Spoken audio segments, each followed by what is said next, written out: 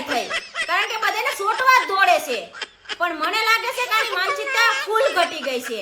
એને દવાખાનાની જરૂર છે. એને લઈ આવો આપણા ગીર સોમનાથમાં. આપણે પોપટમાં એને ફ્રીમાં સારવાર અપાઈશું. જલ્દીથી લઈ આવો.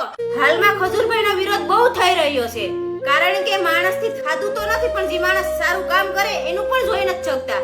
આપણાથી 5 પૈસાની મદદ તો નથી થઈ શકતી, પણ જે માણસ કરે એનો સપોર્ટ કરો, એની મદદ કરો.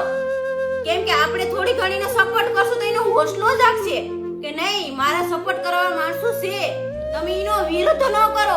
ગીર સોમનાથમાં જ્યારે વાવાઝોડું આવ્યું હતું ને, ત્યારે કોઈ હાથ નતો ચાલ્યો, તેથી આ ખજૂરભાઈ હાથ ચાલ્યો હતો. માણસને રહેવા મકાન પણ નતા, તેથી આ ખજૂરભાઈએ મકાન બનાવીને આપ્યા હતા. જી બેનનો ભાઈ નતો ને, એનો આ ભાઈ બનીને ખજૂરભાઈ રહ્યો. કે જી માયુનો દીકરો પણ નતો ને, એનો ખજૂરભાઈ દીકરો બનીને પણ રહ્યો. કે હું તો માનું છે કે ઉપરથી ભગવાન આવે કે ન આવે, પણ આ દુનિયામાં માનો તો ખજૂરભાઈ જેવો ભગવાન કોઈ પણ નહીં બની શકે. જય હો ખજૂરભાઈ.